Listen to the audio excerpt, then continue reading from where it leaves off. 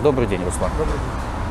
Руслан, хотелось бы начать с Ингушетии, наиболее ярко прозвучавшая на прошлой неделе. Неожиданно ожидаемая отставка Юнузбека Евкурова. Хотелось бы понять ее причины, слабость ли это Кремля, слабость ли политической системы, победа ли народа, и как это повлияет на развитие ситуации на Северном Кавказе в целом и в Ингушетии в частности. Отставка Евкурова была ожидаема и предсказуема с момента выхода протестующих на первый митинг осенью прошлого года, когда протестующие захватили фактически площадь столицы Ингушетии, Магаса, и парализовали действия властей. Вообще вся власть была парализована в течение 2 недель. Они не владели ситуацией в столице своей республики. Кремль, естественно, не может такое позволить, чтобы случалось в регионах, и его отставка была вполне предсказуема. Ожидал ли Кремль такой реакции? Я думаю, скорее всего, да. Когда Евкурова направляли в Ингушетию еще за 2 срока вперед, сразу после Зязикова, перед ним были поставлены 3 задачи. Первая задача – это покончить с боевиками и обеспечить мир и безопасность в Ингушетии. Вторая задача – это нормализовать отношения с Северной Осетией. Третья задача – это убрать из Конституции Ингушетии пункт о том, что восстановление территориальной целостности Республики Ингушетия за счет пригородного района, входящего в состав Северной Осетии сегодня, что эта задача является главной задачей республиканских властей. Первые 2 задачи Евкуров выполнил, то есть он покончил с боевиками, нормализовал отношения с Северной Осетией. Но выполнение 3-го пункта, поставленного перед ним Кремлем, могло означать для него политическую смерть. Потому что народ вышел бы против него гарантированно. Но вместо этого Кремль поставил другую задачу – определить или перераспределить территорию между Чечней и Ингушетией. Это снова гарантированно взорвало ситуацию, народ вышел, и уже было понятно, что на 3-й срок Евкуров был благословлен Кремлем для решения вот этой задачи, которая гарантированно превращала его уже в политика без будущего в родной республике. Это мы и увидели, и Путин, выдержав определенное время, чтобы было видно, что он увольняет его не под давлением толпы, выдержав определенное время, отправил его в отставку. А что происходило последние 2 месяца в Ингушетии? Были разговоры о блокировании интернета, были разговоры о посадках всех и вся, связанных с протестами последнего года и так далее. Говорят, люди продолжают сейчас сидеть. Изменилась ли политика Кремля по отношению к протестующим? Общероссийская задача по корректировке границ, по их более точному определению, кадастровому закреплению, я в этой теме особо не разбираюсь, но как это происходит, я имею в виду с кадастровой точки зрения. Общероссийский процесс по корректировке границ на Северном Кавказе гарантированно выливается в резкое обострение ситуации, в возмущение людей. Почему? Потому что каждый клочок земли на Северном Кавказе, он освящен традицией, там могилы предков, история, проливали кровь и так далее. Где-нибудь, я не знаю, Новосибирск, там, Рязань, да хоть на 300 километров передвинь границу, вообще никому дела нет. На Кавказе за каждый метр земли встает необычайная протестная волна. И в Ингушетии, когда передали большой участок земли в состав Чеченской Республики, тут возникают споры. Ингуши говорят, это была наша земля, чеченцы говорят, нет, наша земля. То есть граница до конца не была определена со времен Дудаева и Аушева. И тот факт, что Кадыров и Евкуров нашли компромисс по границе, что она должна пролечь именно так, вдруг неожиданно взорвал общественные настроения в Ингушетии. Неожиданно для большинства людей, не знавших о том, что готовится уточнение границы. Ведь это все произошло очень тихо. 2 глав просто подписали это соглашение, не были извещены ни парламент Ингушетии, ни депутаты и сенаторы от Ингушетии на федеральном уровне. Они сами разводят руками и говорят, это все произошло без нашего ведома. И поэтому вдруг, когда общественность узнает о подписании соглашения о границе, она считает это несправедливым, она выходит на улицы и начинает блокировать работу правительства и требовать... Кто стоит за этой общественностью? Говорят, муфти и так далее, или оппозиция использовала любую возможность для того, чтобы выдавить Евкурова, считающегося человеком, который выполнил те задачи, о которых ты говорил с самого начала, но не способный обеспечить социальное положение населения в самой, наверное, бедной Конфликт муфтия и Евкурова существовал до подписания соглашения. На протяжении 3 лет Евкуров пытался отправить в отставку муфтия. Муфтий сопротивлялся. Это же не административная вертикаль. Евкуров не может его росчерком пера уволить. Муфтий сопротивлялся и дал обратную реакцию. Он начал требовать отставки самого Евкурова, потому что он вмешивается в дела религиозных организаций. Муфтий даже более того, он вокруг себя консолидировал оппозиционно настроенных ингушских общественников. И они не раз озвучивали требования Евкурова уйти в отставку. Но даже без муфтия в Ингушетии всегда была дежурная оппозиционная гвардия, которая без устали на протяжении 2 сроков требовала его отставки. Но даже при том, что эта часть оппозиционно настроенная была в лице муфтия и дежурных оппозиционеров, протесты начали не они. Протесты по земле, по границе начали 3 общественников. Это известные имена: Ахмед Костоев, Муса Мальсагов и Барах Чемурзиев, которые до этого были известны только благотворительной работой, только работой с Красным Крестом, только примирением осетино-ингушского населения в пригородном районе. Они стали первыми инициаторами протестных выступлений.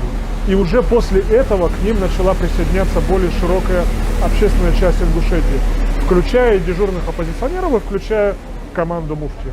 И уже тогда, ко 2-й протестной волне, которая случилась весной этого года, уже к требованиям пересмотреть соглашение по границе добавились требования отставки Евкурова. И это стало сигналом. Это был повод или все-таки это действительно вопрос, связанный с границей, по твоему мнению? Я думаю, что дежурные оппозиционеры и муфтии просто решили воспользоваться ситуацией, праведным гневом ингушского населения, и просто попытались оседлать протест и навязать повестку об отставке Евкурова. Хотя сами, первая волна протестующих, они говорили, мы были против того, чтобы включать это требование в повестку 2-го митинга. Есть ли сейчас политические заключенные в Ингушетии? Сейчас, после первой волны задержаний, когда было задержано 30 человек, за решеткой остается около 24 человек, задержанных за митинги протеста. Это потенциально уголовное наказание? Им предъявлены серьезные обвинения за сопротивление властям, призывы к сопротивлению, призывы к массовому неповиновению, неправомерным действиям и так далее. Хотя сами общественники утверждают, что их спровоцировали, что их преднамеренно спровоцировали, что они в течение 1-го митинга 2 недели, в течение 2-го митинга несколько дней они сдерживали молодежь горячую, обеспечивали порядок. И на самом деле ингушские протесты поразили всю Россию тем, какая дисциплина и порядок были обеспечены в ходе протестов. Мусор за собой убирали, горячие головы остужали, стариков слушались, границы не переходили дозволенного. И вдруг на 2-м митинге случается эта провокация. Полиция действительно молилась вместе с митингующими? Местные ингушские милиционеры, естественно, они совершали намаз вместе с протестующими. Потому что их отцы, дядья и старшие родственники стояли среди протестующих. Ну и потом они сами себя, естественно, считают мусульманами. Местные, значит, туда прибыли и не местные, я правильно? На 2-й митинг уже прибыли сотрудники Росгвардии из соседних регионов. И именно между ними, я думаю, что со Ставрополья. Да. И именно между ними и протестующими возникла эта стычка, которую сегодня никто не может объяснить, с чего она началась. Вопрос. Что должна сделать новая власть Ингушетии и немножко об этой новой власти, вот то, что мы сейчас можем сказать, для того, чтобы ситуация вышла из этого критического сценария и пошла в нужном направлении для Ингушетии и Северного Кавказа в целом? Во-первых, никто не знает, что такое новая власть, кто это. Потому что и Евкуров, и Зязиков, и сегодня Калиматов, они вдруг вытаскивались как неизвестные ранее козыри Кремля, из рукава доставались. Кто такой Калиматов, еще республике предстоит узнать. Да, он работал в республике, но какую он будет вести политику, какова его платформа, какой его план действий, никто не знает. Но я бы сказал, что на сегодняшний момент разрядить ситуацию может освобождение всех заключенных, потому что они явно не уголовники, они явно сидят по политическим мотивам. И явно сейчас вся республика требует их освобождения. Разрядить ситуацию может их освобождение. Республика требует их освобождения. Да, общественники требуют их освобождения. Они не выходят сейчас на митинги, чтобы не усугубить судьбу и положение задержанных. Во-вторых, понятно, что на пересмотр соглашения о границе с Чечней ни Кремль, ни Чечня, ни Ингушетия сейчас не пойдут. Общественники вынуждены будут это признать. Единственное, чего они могут добиться, того, чтобы переданная земля была превращена в охраняемый федеральным законом какой-нибудь, я не знаю, заповедник, там, заказник, которым могут пользоваться без исключения все жители двух республик и всей остальной России. На самом деле это не жилые лесные массивы, на которых находятся исторически, может быть, какие-то башни каких-то родов, да, ингушских там или с той стороны проживающих чеченских родов. И если бы этой землей могли пользоваться в полной мере все для отдыха, для досуга, это было бы справедливо. Хорошо. Скажи, пожалуйста, ты сказал, что он решил проблему пригородного района между Ингушетией и Северной Осетией. Так ли это? Какая там сейчас ситуация? Потому что в тот момент, когда разгоралась ситуация в Ингушетии, фактор североосетинского потенциального противостояния тоже поднимался. Проблема пригородного района не решена Евкуровым. Он лишь нормализовал отношения с руководством Северной Осетии. Но в последние годы, в том числе благодаря общественникам, один из которых сидит сегодня за решеткой, Барахучи Мурзию, и его организации общественной, в пригородном районе было реализовано много знаковых мероприятий. Во-первых, ингушские жители пригородного района Северной Осетии вышли отдельной группой на акцию «Бессмертный полк», чего ранее не было.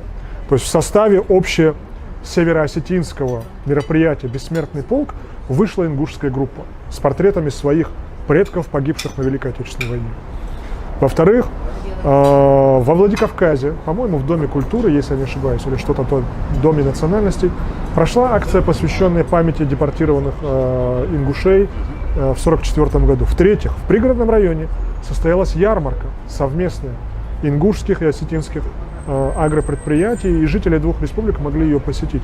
То есть какие-то знаковые мероприятия по сближению двух народов они пошли. Это при том, что в пригородном районе до сих пор продолжает сохраняться ситуация сегрегации, немыслимая в современном мире. Существует в одном селе осетинская школа и ингушская школа, и эти дети не ходят совместно в одну школу или не могут смешаться в составе двух школ. Это же немыслимо, чтобы дети разных национальностей не могли общаться друг с другом. Это современная Россия, 21 век, и эта ситуация существует до сих пор. И эту проблему не смог не решить ни Евкуров, ни Битаров, ни предыдущие главы. Проблему поднимал предыдущий полпред на Северном Кавказе Белавинцев. Но после его отставки Матовников не рискует поднимать эту проблему вновь. Я думаю, что если бы Калиматов и нынешний глава Северной Осетии Битаров смогли бы найти общий язык и смогли бы начать разморозку этой проблемы, обеспечить совместное обучение осетинских и ингушских детей, это бы тоже дало мощнейшую разрядку существующему напряжению между ингушами и осетинами в пригородном районе.